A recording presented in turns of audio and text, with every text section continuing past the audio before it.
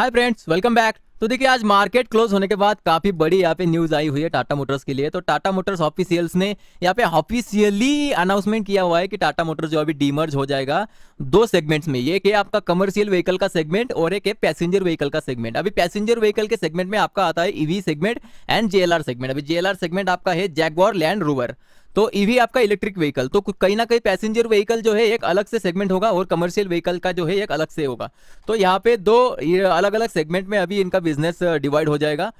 तो ये जो भी डिमर्ज होने वाला है, डिमर्ज आपका लगभग 1 से 1.5 साल के बीच में इंप्लीमेंट हो जाएगा, ऐसा ऑफिशियल्स का कहना है। उसके बाद में अगर इसकी बात करें हम एडवांटेज और डिसएडवांटेज की, तो इसका एडवांटेज किसको ज़्यादा मिलने वाला है और डिसएडवांटेज किसको मिलने वाला है।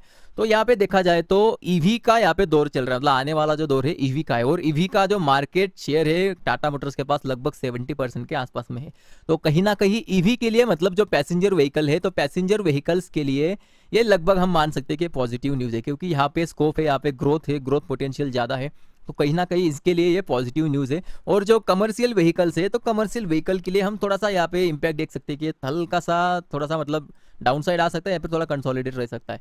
लेकिन जो ज़्यादा बूस्ट करेगा वो आपका यहाँ पे है ईवी सेक्टर और मतलब पैसेंजर व्हीकल्स। अभी कमर्शियल व्हीकल की भी बात करें ना, इनके अगर मार्केट शेयर की हम बात करते हैं तो कमर्शियल व्हीकल भी यहाँ पे पीछे नहीं है। अभी मैं आपको मार्केट शेयर की पूरी एनालिसिस यहाँ पे बता देता हूँ। तो देखिए, इनका जो कमर्शियल व्हीकल का जो मार्केट शेयर है वो लगभग है 34.96, मतलब 35% का जो मार्केट शेयर है इनका कमर्शियल व्हीकल में, ये इनका है। ठीक है, मतलब कमर्शियल व्हीकल का टोटल मार्केट का 35% शेयर जो है टाटा मोटर्स ओन करता है। मतलब इनका यहाँ पे भी अच्छा खासा बिजनेस है। और इलेक्ट्रिक बस में लगभग इनका 25.69, मतलब 26% के आसपास का इनका मार्केट शेयर है इलेक्ट्रिक बसेस में। नेक्स्ट इनका आता है यहाँ पे जो भी आपका ईवी सेक्टर में, देखो ईवी सेक्टर में 68.61, मतलब लगभग आपका 70% के आसपास है। तो यहाँ पे ईवी सेक्टर का लीडर आप इसको बोल सकते हो।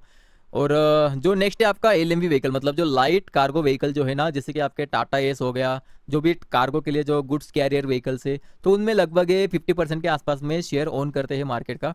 तो कहीं ना कहीं कमर्शियल का जो भी है ना, ऐसा नहीं है कि कमर्शियल व्हीकल का जो सेगमेंट है वहाँ पे ये लोग पीछे रह जाएंगे, ऐसा बिल्कुल भी नहीं है।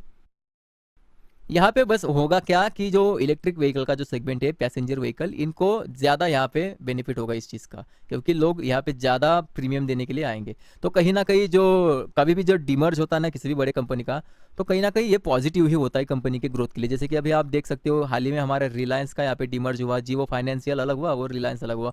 तो कहीं ना कहीं दोनों स्टॉक के लिए इसका बेनिफिट हुआ है। तो ऐसा नहीं है कि सीवी के लिए एक नेगेटिव है, ऐसा कुछ भी नहीं है।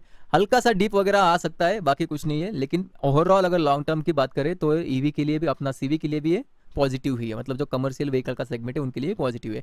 और एक और बात यहाँ पे है कि रिपोर्ट्स के, एक रिपोर्ट है उनके अनुसार, जो आपका इलेक्ट्रिक व्हीकल है वो इलेक्ट्रिक व्हीकल आपका यहाँ पे अगेन डिमर्ज हो जाएगा। मतलब अगेन यहाँ पे इसका सेपरेट आईपीओ आएगा इलेक्ट्रिक व्हीकल आर्म्स का। लगभग इसका वैल्यूएशन जो होगा, वैल्यूएशन इनका $1 to $2 बिलियन का यहाँ पे इनका वैल्यूएशन बताया जा रहा है। अभी ये ऑफिशियली अनाउंसमेंट नहीं है, ये बस रिपोर्ट्स है जिसके अकॉर्डिंगली हम यहाँ पे बात कर रहे हैं कि इलेक्ट्रिक व्हीकल का एक नया आईपीओ ये ला सकते हैं आने वाले कुछ 1-1.5 साल के बीच में। उसका वैल्यूएशन वर्थ होगा, आपको बता दें, $1 to $2 बिलियन के आसपास का। तो कहीं ना कहीं अगेन पैसेंजर व्हीकल में से इलेक्ट्रिक व्हीकल आपका अलग हो जाएगा, तो उसकी वजह से भी यहाँ पे पैसेंजर व्हीकल्स में लोग ज़्यादा यहाँ पे आ सकते हैं खरीदने के लिए। मतलब डिमांड जो है यहाँ पे पैसेंजर व्हीकल्स के लिए काफ़ी बढ़ जाएगी, क्योंकि ईवी के लिए बढ़ेगी ज़्यादातर। तो ये इम्पैक्ट यहाँ पे मेरे हिसाब से हो सकता है। और ये जो डीमर्ज होने वाला है, ये डीमर्ज जो है एनसीएलटी स्कीम के तहत यहाँ पे होने वाला है। मतलब इन शॉर्ट आपको बता दूं, एनसीएलटी क्या है कि इनको थोड़ा सा कोर्ट में जाके ये थोड़ा फॉर्मेलिटीज करना पड़ेगा, तो जिसके लिए इनको थोड़ा सा टाइम भी लग सकता है। और एक और बात है, शेयर होल्डर्स का भी इनको अप्रूवल लगेगा। तो डीमर्ज के लिए लगभग बताया जा रहा है कि 1 से 1.5 साल का यहाँ पे टाइम लग सकता है। यहाँ पे देखिए, तो ये सब इन्होंने कॉमेंट्री में बताया उनके रिपोर्ट्स में। अभी ये एनएससी के वेबसाइट पे अनाउंस हुआ था। बाकी इनके बोर्ड का ऐसा मानना है कि जो अभी तक ये बिजनेस चल रहा था टाटा मोटर्स का कंबाइन करके, तो इनसे ना ये दोनों सेक्टर्स को कुछ ज़्यादा फायदा नहीं हो रहा था एक दूसरे की वजह से।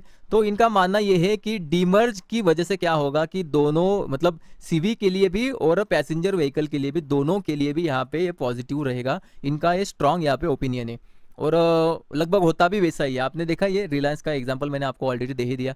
बाकी कई एग्जांपल आप उठा के ले सकते हो। तो जब भी डीमर्ज होता है तो स्टॉक पे इसका इम्पैक्ट अच्छा ही होता है।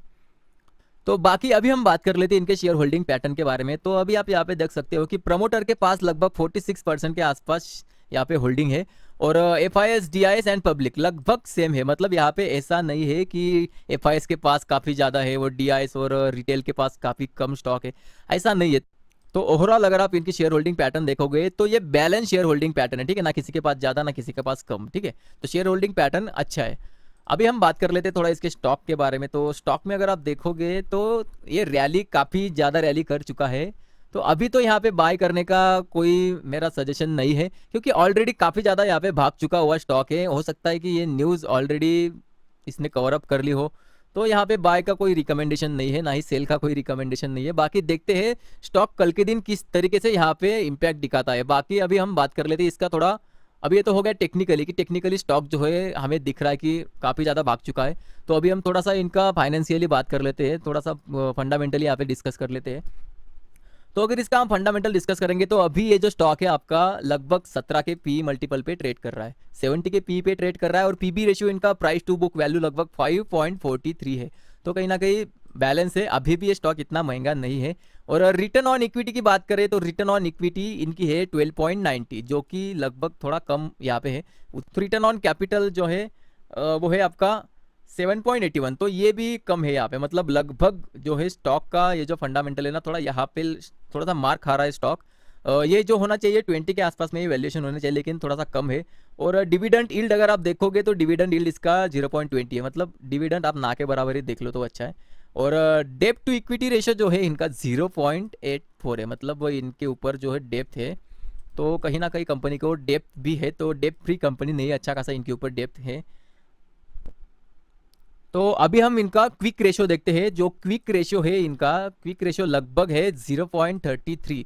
जैसे कि आपको पता है किसी भी शेयर का अगर क्विक रेशियो 1 के नीचे अगर रहता है तो ये अच्छा नहीं रहता है कंपनी के लिए। तो यहाँ पे भी कंपनी थोड़ा पीछे है, क्विक रेशियो इनका अच्छा नहीं है।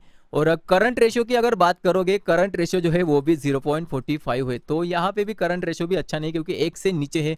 तो कहीं ना कहीं थोड़ा सा चिंताजनक बात तो यह है कि फंडामेंटल इतनी बड़ी कंपनी है, लेकिन फंडामेंटल अगर देखोगे तो थोड़ा वीक मुझे यहाँ पे नज़र आता है।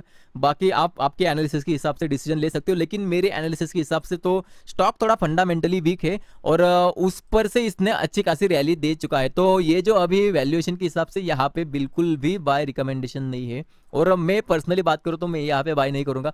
मैं चाहता हूँ कि स्टॉक थोड़ा सा करेक्शन दे, करेक्शन देने के बाद अगर 800 के आसपास में कुछ अगर पैटर्न बनाता है तो उस केस में मैं सोच सकता हूँ इन्वेस्टिंग का। बाकी अभी फिलहाल के लिए तो यहाँ पे इग्नोर करना बेटर रहेगा, क्योंकि कल के दिन क्या इम्पैक्ट देता है स्टॉक, कल के दिन तो बिल्कुल भी हड़बड़ी में बाय नहीं करना है आपको। हो सकता है कि कल के दिन ये ऊपर खुल जाए काफ़ी ज़्यादा और वहाँ से प्रॉफिट बुकिंग दिखा रहे और आप वहीं पे फंस जाओ।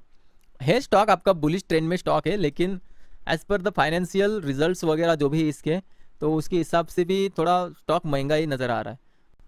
बाकी इसकी अर्निंग पर शेयर की बात करते हैं तो EPS जो है इसका अर्निंग पर शेयर वो है 7.12।